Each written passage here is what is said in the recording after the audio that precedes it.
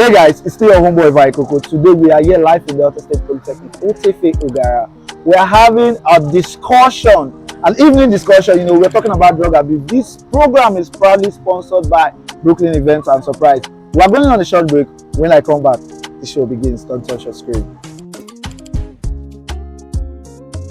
Welcome back to the show. I'm still your host, Ogenachukwu Vaikosi. I am here sitting with. My name is Comrade Julian, CFR. I am happy for you to be on my show today. Tell us more about yourself. What do you do for a living, sir? Well, as I've said, my name is Julian and I'm an entrepreneur and I'm also an advocate for good governance and a social analyst as well. You said you are an advocate for good governance. Tell us about the system. What do you do as an advocate for good governance? Tell us more about it. Well, I have a principle which I work for, and being an advocate for good governance, you stand for the right things in the government, you patronize good conduct, you go for good credibility, people that have the capacity to govern society and bring out good positivity from the people around them. Can you enlighten the public out there about the word drug abuse? Well, the word is self-explanatory in a way that abusing of drugs means it has to be a good drug or a bad drug. Abusing of drug is the excess intake of a particular drug in the system, undermining the prescription of the doctor or the chemist or any professional instructor towards those medical efficacy and stuff like that. So when talking about drug abuse, is the massive, or let me say the increased intake of a particular drug in the body which can cause harm to oneself. Okay. Have you ever abused the drug before?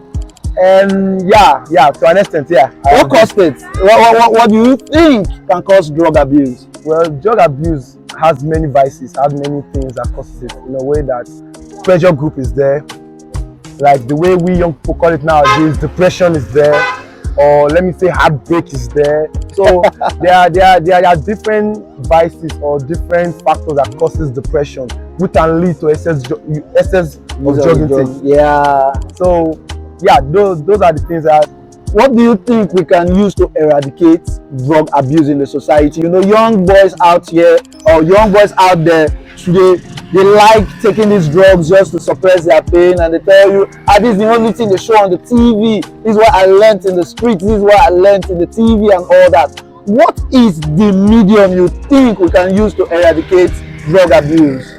Well, honestly speaking, given the society I grew up in and the society I've found myself, actually totally eradicating drug intake in the society would be next to stopping corruption in Nigeria, because it would be very, very difficult. And the only way and the only possible way anybody can eradicate excess of drug intake in the society is due to the use of law enforcement agencies.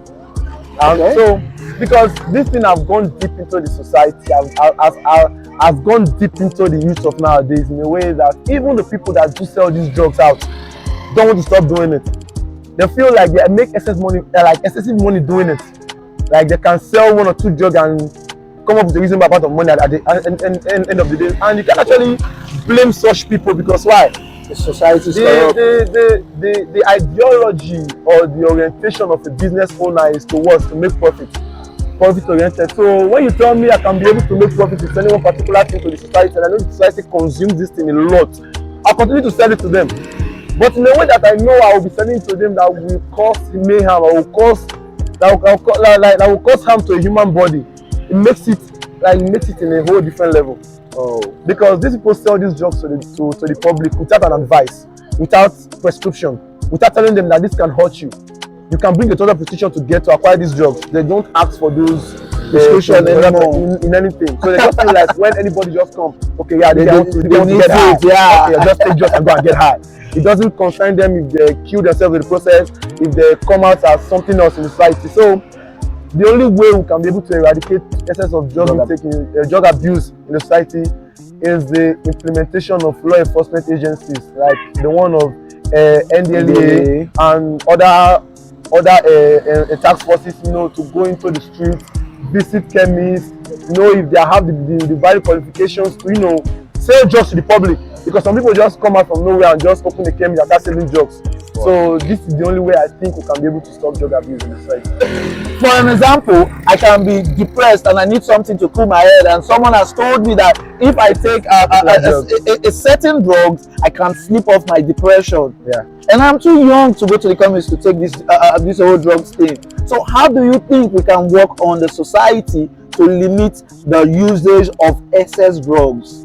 Well, you can actually work on the society prior to this kind of conversation, because why, this is an individual thing.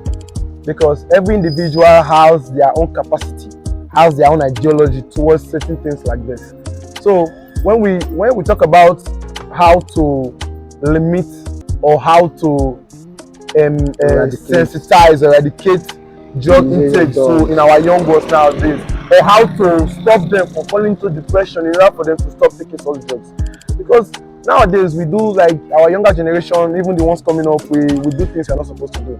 You're finding nowadays an 17-year-old is in a relationship, an 18-year-old is in a relationship, whereby they don't even understand the concept of being in a relationship. They don't even understand the sacrifices and the reasons of being in a relationship, and even the requirement that the relationship needs in order to further ahead. They don't understand nothing. They just think, when I have a male figure with me, it touches me, we have fun, everybody is happy. It doesn't have to be that all the time. So when we can control the way our young people fall in love, and the way they say it, or go into a relationship, this thing has a very vibrant way of reducing depression. Because a very young girl can just come up now and say likes a boy, and the boy uses her and dumps her, and she falls into depression and say, hey, nobody loves me, I was used, spiritual mogo jobo, blah blah blah, stuff like that. So that is actually an individual problem. Yeah. Yes. And coming to the male figure or the male aspect of it all, they think when we see people drive expensive cars, they inherited or something, or everybody just want to go crazy because why, they see something they cannot acquire at that point in time. So you intend to, like, okay, I'm depressed, my friend have this, I don't have it. You are comparing yourself to others. This is another thing that causes depression. You ought not to compare yourself with anybody else. And everybody has their own time, and everybody's time will come. That's what I believe. So when we can control ourselves individually, we can be able to reduce the aspect of depression and the aspect of taking drugs. If you have one word to tell the government out there on how to eradicate drug abuse, what would be that word?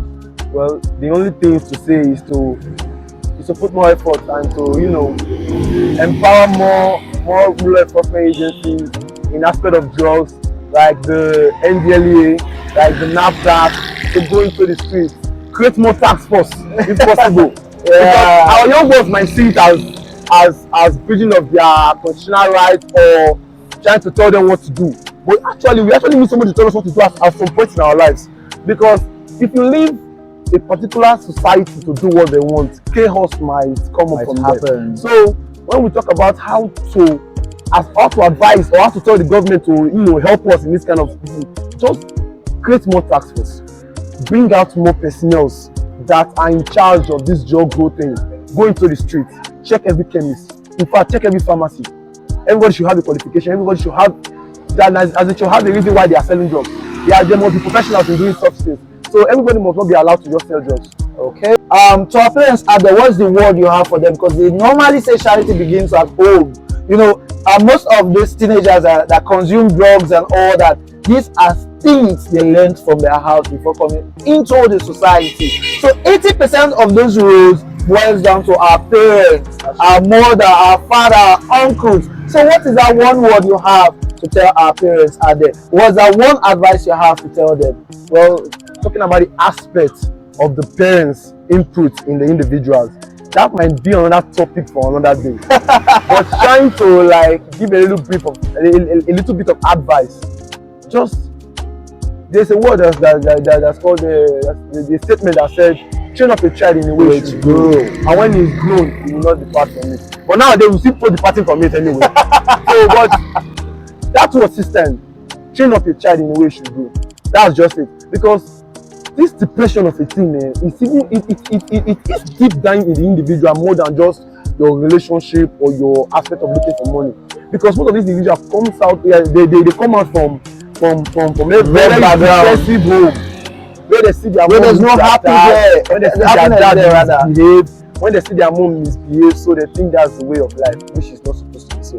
So one word I will, let me not even go deep. So one word I will say to the parents, just train your children in a way you think they can be able to be reasonable to themselves and to the society. And that's great. So to the society out there, what's the one advice you have to tell them? Well, do what makes you happy, but not take excess drugs. Don't even take drugs as well.